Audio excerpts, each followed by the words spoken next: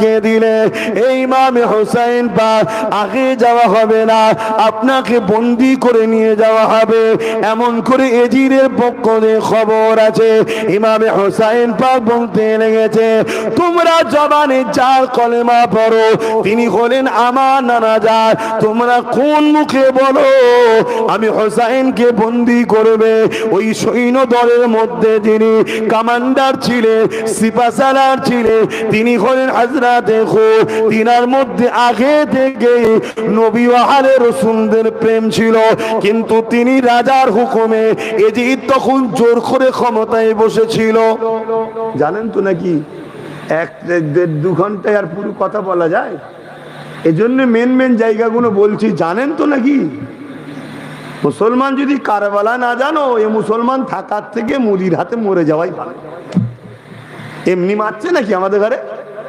এটা আমাদের পাওনা, আমাদের পাওনা ওর দ্বারা আল্লাহ দিচ্ছে।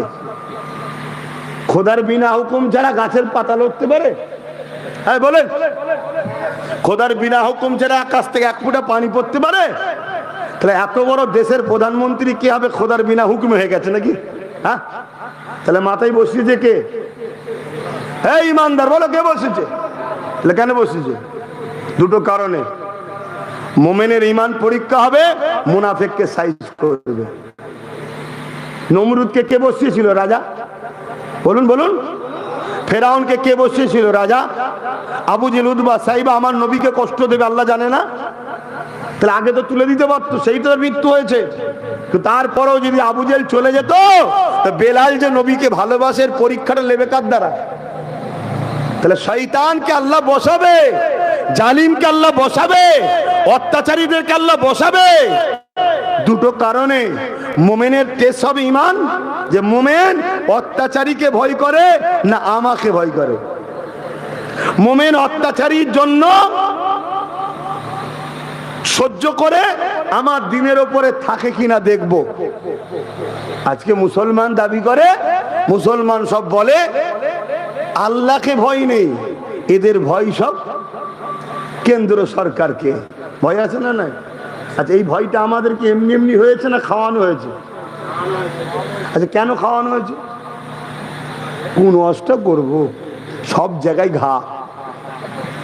কেন খাওয়ানো হয়েছে তুমি আমি জানি না, কিন্তু ওরা দিন রাত রিসার্চ করছে কোন রাস্তা দিয়ে ইসলাম ও মুসলমানকে শেষ করা যায়। ওরা রিসার্চ করতে করতে দেখছে নবী পাকের একটা হাদিস। কি হাদিস? আল্লাহ নবী বলছেন আখিরি জমানায় একটা সময়, সবাই শুনছেন তো নাকি? হোম মন দেওয়ার কথাগুলো শুনবেন। আমি পেটের জন্য ওয়াজ করা হুজুর নয়, আমি পেটের জন্য ওয়াজ করা বলি সাহেব নয়। পেটের জন্য ওয়াজ হয় এখন, হক কথা বলেন তারা পেটের জন্য নয়, তার কিসের জন্য? হ্যাঁ, ইসলাম দাঁড়িয়েছে কিসের উপরে? কুনতুম খায়রা উম্মাতিন উখরিজাত লিন-নাসি তা'মুরুনা বিল মা'রুফ ওয়া তানহাউনা আনিল মুনকার। কালামুল্লাহ শরীফের কথা।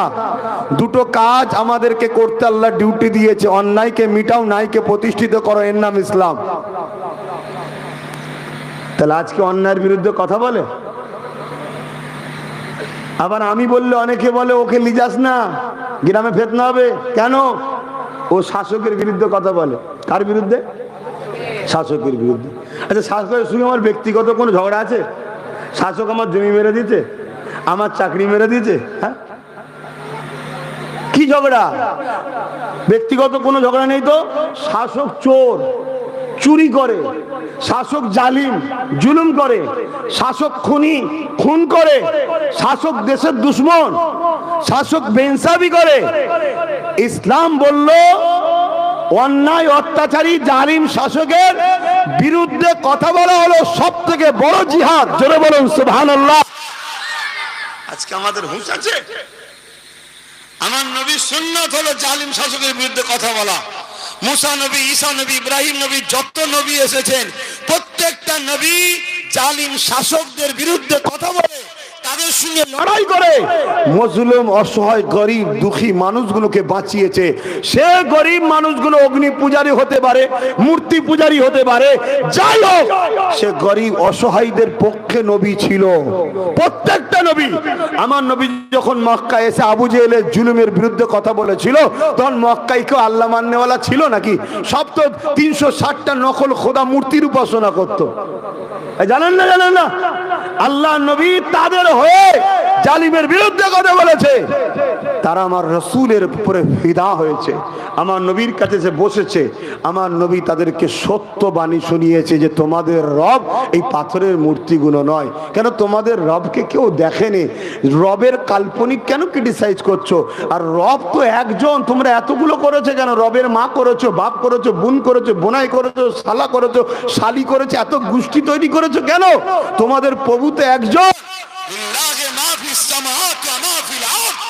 যিনি এক রব। জোরে বলুন সুবহানাল্লাহ।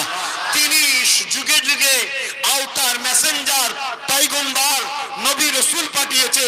তিনি আমাকেই পাঠিয়েছেন আখেরি মেসেঞ্জার করে।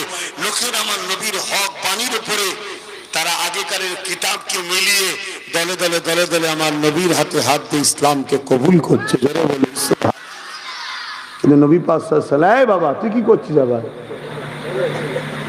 কি হলো তোর আবার হঠাৎ করে? জ্বালাসনি বা এমনি জ্বলে জ্বলে মরে যাচ্ছি। এসেছিস ভালোবেসে, একটু বস ভাই। শুনছেন তো নাকি? তাহলে কিয়ামতের দিন দুই দল লোক জাহান্নামে যাবে। কদল লোক? এক দল হলো পাপ করার জন্য জাহান্নামে যাবে, আর এক দল লোক পাপের বিরোধী না করার জন্য জাহান্নামে যাবে। শুনছেন? তাহলে পেটের জন্য আজ করতে এসছি নাকি যে খাওয়া হয়নি? এমনি তো জলসা কমিটি আগে তাবারুক পেটিয়ে দিয়েছে, খেয়ে নিয়েছি। শুনছেন তো নাকি? দাদা কাজ মিটে গেছে, যে পেটের জন্য ব্যাপার ছিল, ভাই পেট মিটে গেছে, আর যাবো না, যা। খুব ভালো করে বোঝেন, শরিয়াতকে জানেন। যদি না জানেন আল্লাহ সাহায্য পাবেন না। আমাদের নাম্বার 1 দুশ্মন হলো দাড়ি টুপি রাখালে মুনাফেক, আলেম উলামা, ইমাম, পীর, পীরজাদা, যারা মুনাফেক। মুনাফেক চেনার একটা নমুনা বলে যাচ্ছি। জালিম শাসকদের সঙ্গে মুনাফেকদের সম্পর্ক গভীর হবে।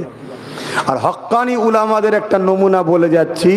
হক্কানি উলামাদের সঙ্গে যুগে যুগে জালিম শাসকদের সঙ্গে টক্কর ছিল।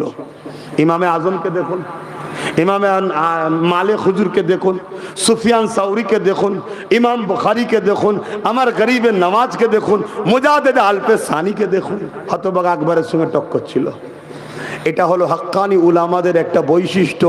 তারা জালিম শাসকের সঙ্গে তাদের বন্ধুত্ব হবে না। শুনছেন তো নাকি? হ্যাঁ বাপ, জানো দলিল কোনো পীর সাহেব নয়, দলিল কোনো পীরজাদা নয়, দলিল কোনো ইমাম মুফতি মৌলানা নয়।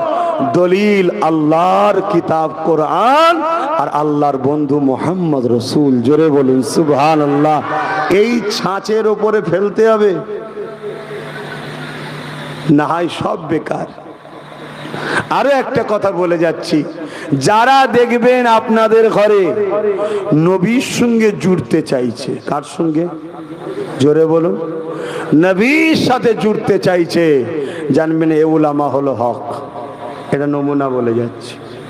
কিছু উলামা আছে আমাদের ঘরে আল্লাহর সঙ্গে জুড়তে চায়, নবীর থেকে বাদ দিতে চায়। এ হক নয়, এ হক নয়। আপনি বলবেন কি বলছেন হুজুর, আল্লাহর সঙ্গে জুড়লে সমস্যা কি? আরে ও শয়তানকে অধিকারটা দিল কে আল্লাহর সঙ্গে জুড়ার? আল্লাহর সঙ্গে জুড়বে একমাত্র আমিন আল্লাহ। জোরে বলুন সুবহানাল্লাহ। এ পাওয়ার আল্লাহ আমিন আল্লাহকে দিয়েছে। হাবিব, আপনি আমাকে যত চেনেন, আপনি আমাকে দেখেছেন, আপনি আমার সাথে বান্দাকে জুড়বেন, বান্দা আপনার কাছে আসবে, আপনি বান্দাকে আমার সাথে জুড়বেন। যে নবীর সাথে জুড়েছে আল্লাহ তাকে নিজের করে নিয়েছে। জোরে বলুন সুবহানাল্লাহ। আর যে নবীর সাথে জুড়তে পারেনি সেই তো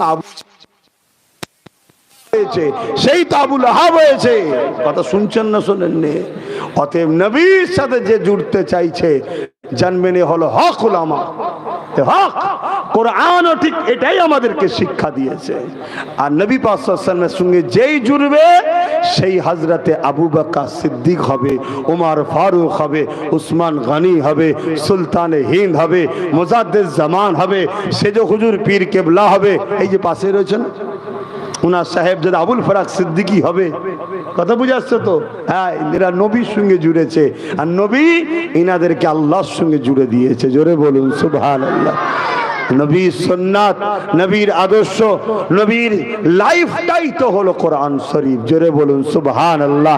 কানা খুলুকুল্লাহুল কোরআন। আম্মা জান আয়েশা হুজুর বলছে আমার নবীর লাইফ স্টাইলই হলো কোরআন। জোরে বলুন সুবহানাল্লাহ।